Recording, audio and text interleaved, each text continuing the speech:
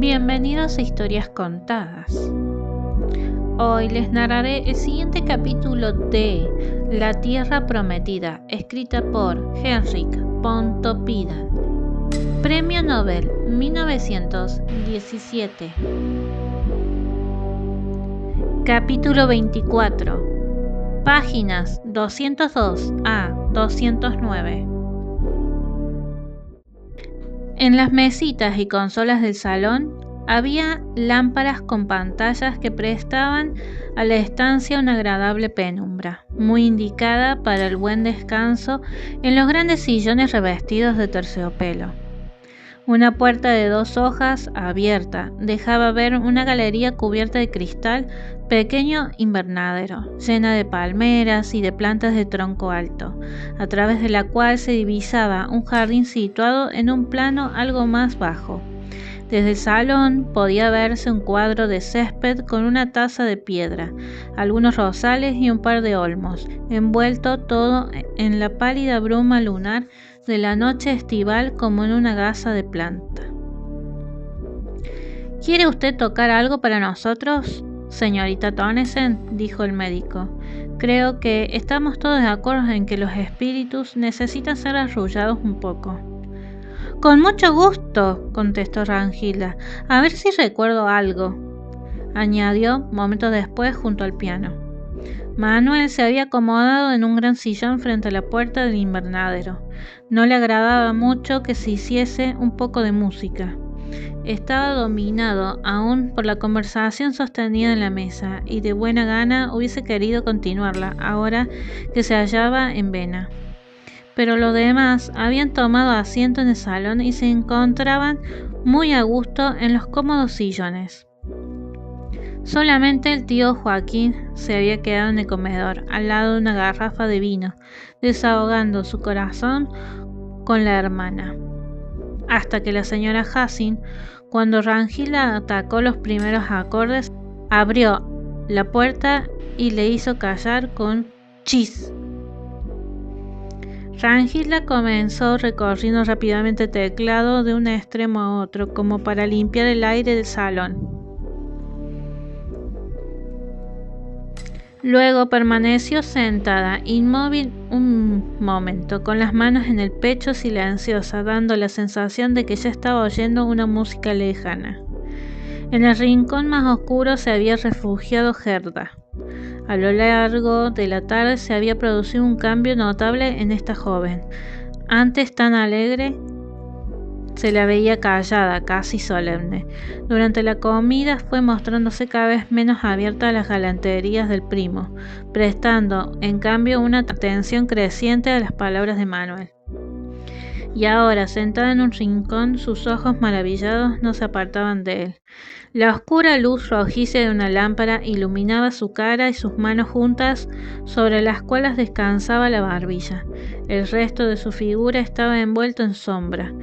En cada uno de sus rasgos aparecía claramente el sello de la familia con la señora Hutchins. El óvalo de su cara era como el de la tía, las líneas suaves de la boca y de la barbilla revelaban la misma entusiasta necesidad de adhesión, pero la nariz era más fuerte, más firme, la redondez de las mejillas, mientras una pasión inicial ardía en sus ojos de terciopelo, sobre los cuales se perfilaban las oscuras cejas como un par de alas dispuestas al vuelo.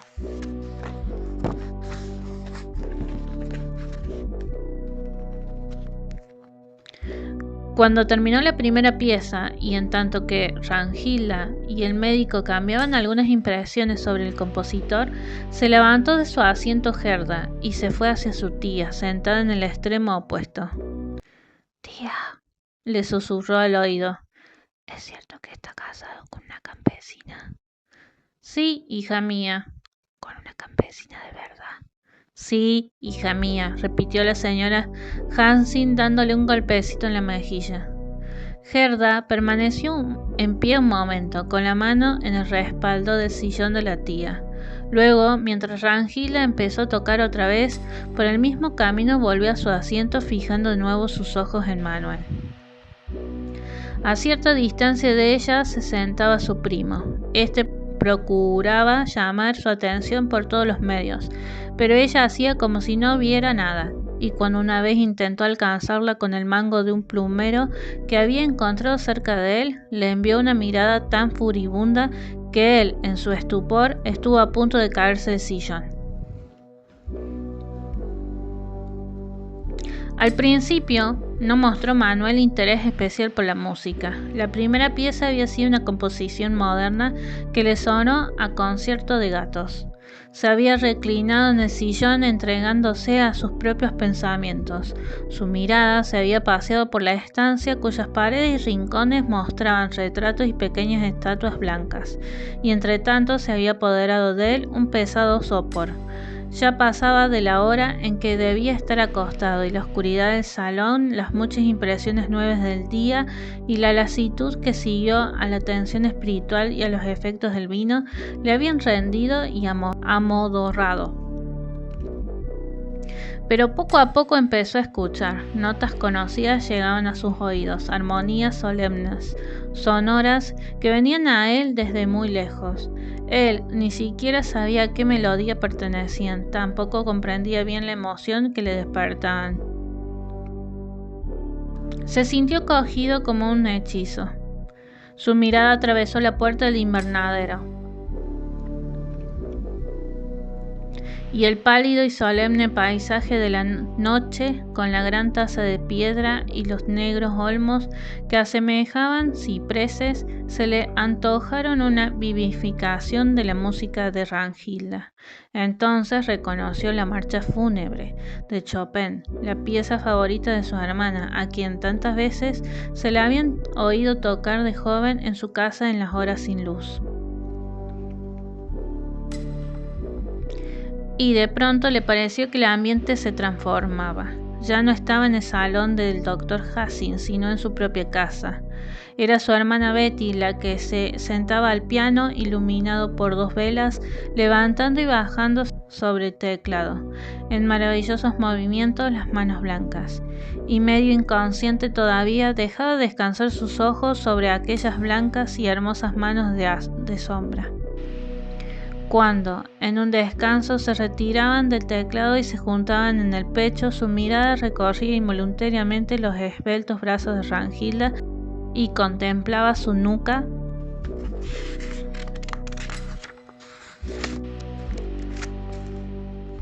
donde su pelo, rojo como el de una ardilla, se había retirado para formar un caracol sobre la coronilla. Durante un momento estuvo absorto en la contemplación de este pelo y esta nuca. Siguió con el pensamiento las líneas del cuello hacia arriba y se quedó embelesado ante la oreja izquierda de Ranghilda, cuyo cartílago fino y transparente tamizaba una luz roja como el coral.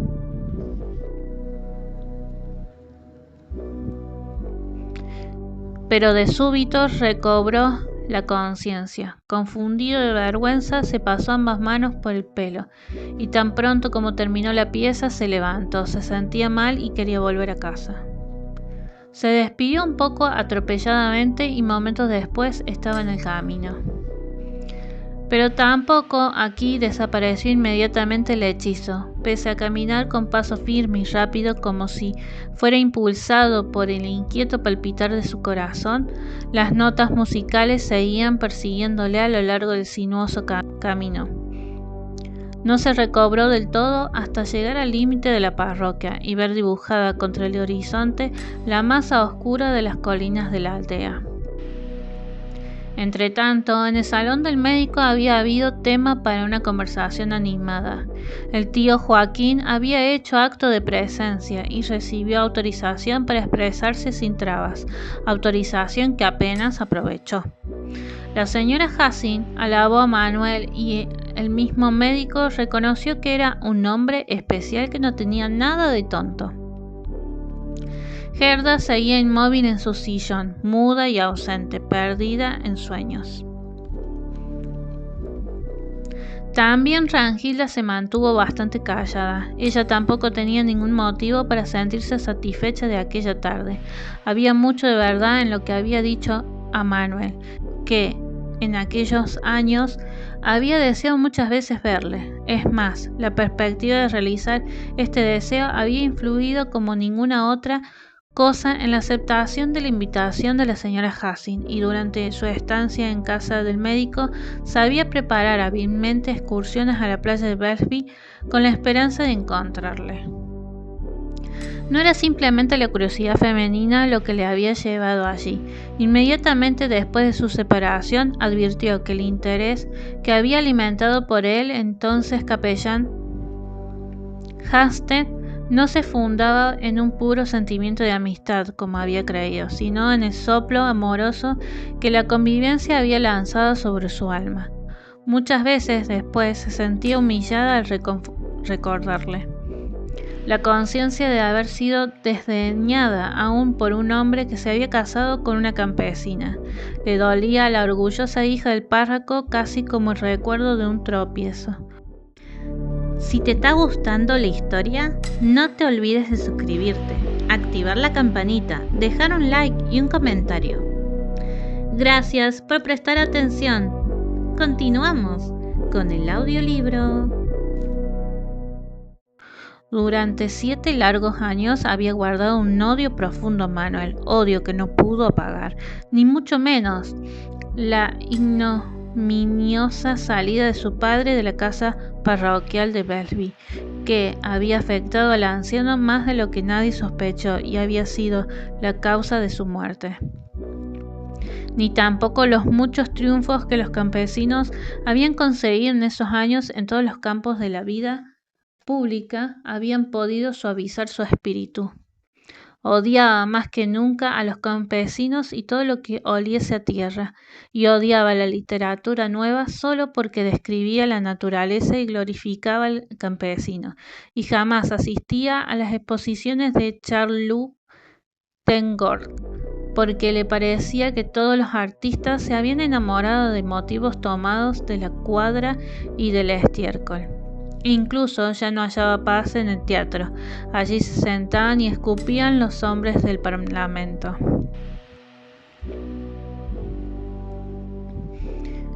Sin embargo, nada la había soliviantado tanto como los insistentes rumores sobre un cambio ministerial. Se hablaba muy en serio de la toma del poder de los campesinos. Se señalaba claramente a un antiguo maestro de aldea como futuro presidente del consejo.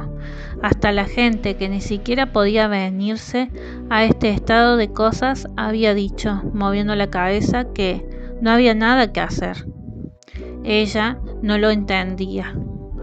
¿Cuál no sería su júbilo cuando por fin surgió un hombre que tuvo valor y ánimo para imponer las viejas leyes y hacer volver a los campesinos a la cleva de donde habían salido?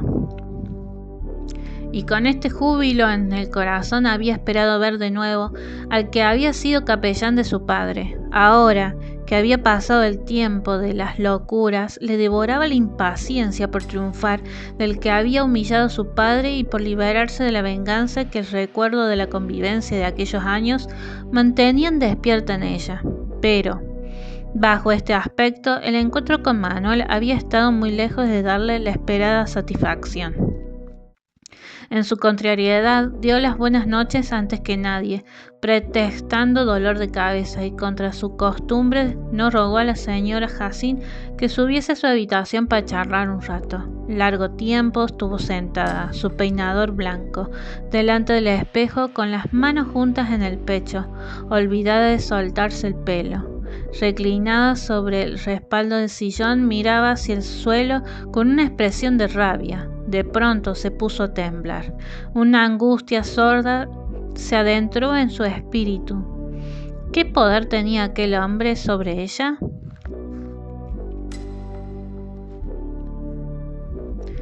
Cansado y aturdido por los acontecimientos del día, llegó Manuel a la casa parroquial de Belsby, donde su ausencia no había despertado inquietud alguna. Hastings ni una vez siquiera le preguntó a quién había visitado. Ella estaba acostumbrada a estas ausencias de él, que se entretenía con sus amigos, olvidándose por completo del tiempo y del lugar. Hasta la mañana siguiente no le contó Manuel dónde había estado y a quiénes había encontrado. Y ya no sabía más. Se había despertado con una sensación de mala conciencia y a medida que surgían en su memoria los acontecimientos de la tarde anterior, más disgustado,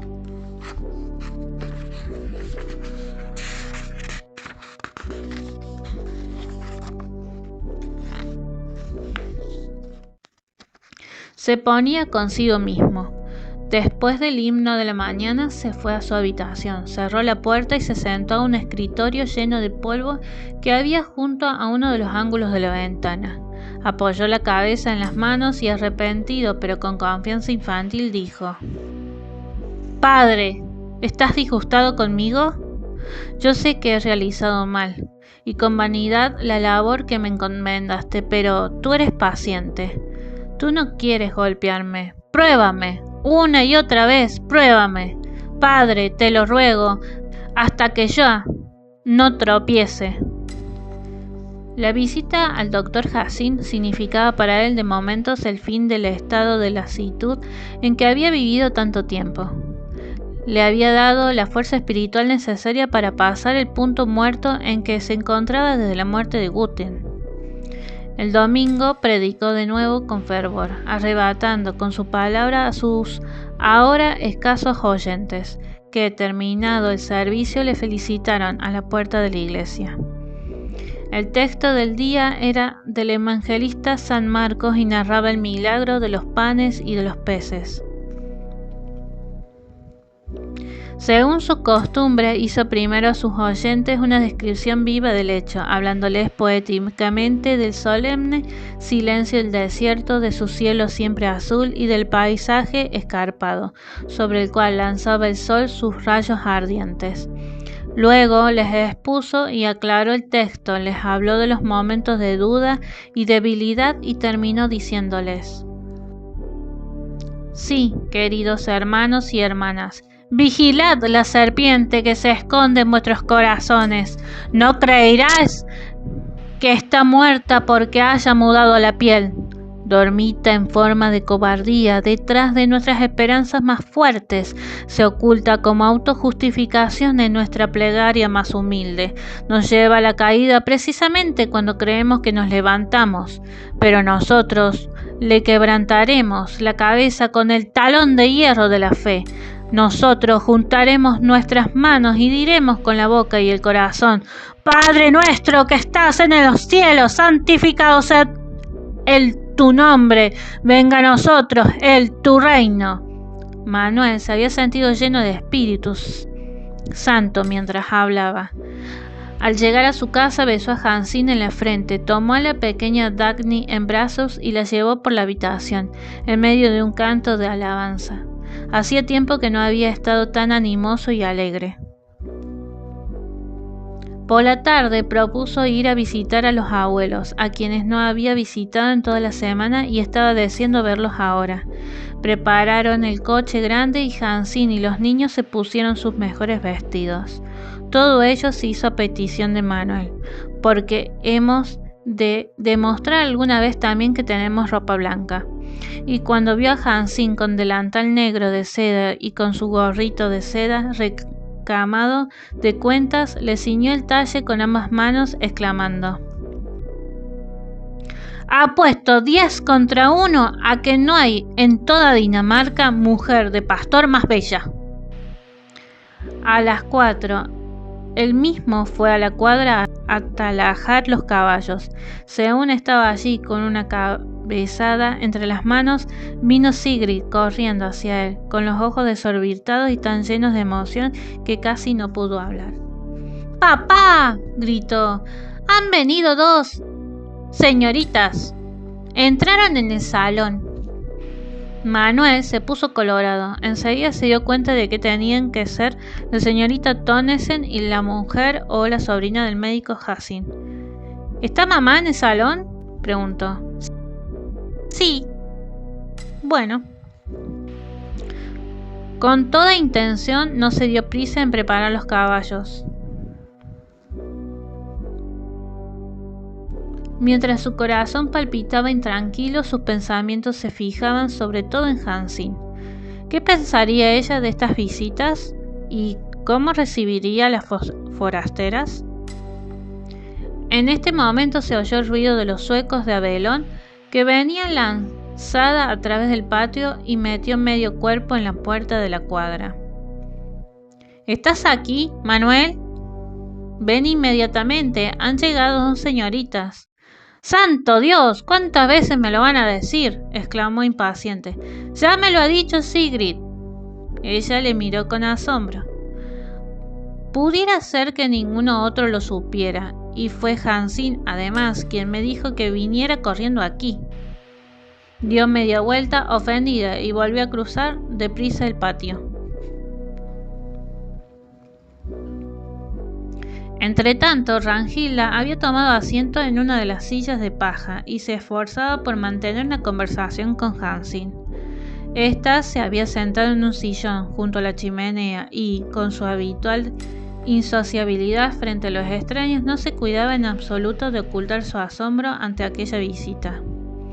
En el banco que había debajo de la ventana detrás de la mesa estaba sentado Soren, mirando con ojos desorbitados y la boca abierta ora a Ranghilda, ora a su acompañante, la joven Gerda. Ranghilda llevaba una esclavina de cuentas negras sobre un vestido de calle, de seda a cuadros grises, y cubría su cabeza con un gran sombrero negro, del que colgaba un velo alto acabado en puntas. Gerda llevaba el mismo vestido blanco y el mismo sombrero azul vivo que había lucido cuando la visita de Manuel al médico. La joven estaba sentada con las manos en el pecho en el mismo borde de su silla, y esta postura y las mejillas encendidas y la mirada con que miraba la sala y de cuando en cuando a Hansine y sus ropas de campesina revelaban su asombro intenso, aunque en el fondo se sentía muy a disgusto en la gran sala desnuda de muebles que le recordaba aún. Segunda pausa en Historias Contadas. Gracias por estar escuchando. No te olvides de suscribirte, dejar un comentario y activar la campanita para más notificaciones.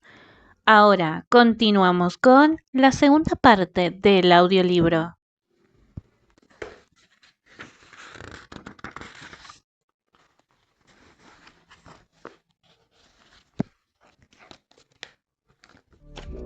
Almacén vacío, sintiendo además un hormigueo general en todo el cuerpo al ver a Soren con su vieja vestimenta. No había dejado en paz a Ranghilda hasta que ésta le prometió que la llevaría consigo, y durante todo el camino desde Kindlows había mostrado una tensión febril llena de expectación.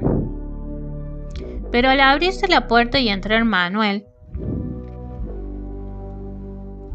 la cara de Helga reflejó cierta desilusión. Ella había oído hablar al doctor Hansine del modesto traje que Manuel solía llevar en casa, y ahora le veía luciendo la misma levita de faldón largo y color gris vivo y el mismo chaleco abotonado que le había visto recientemente. Bueno, aquí me tiene usted otra vez, señor pastor,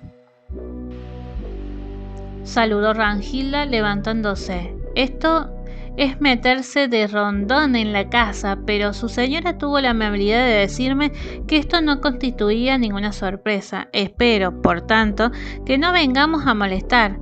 Ya recordará usted a mi amiguita, señor pastor, añadió volviéndose a Gerda. Manuel la saludó en silencio y con un movimiento de brazo les indicó que volviesen a sentarse.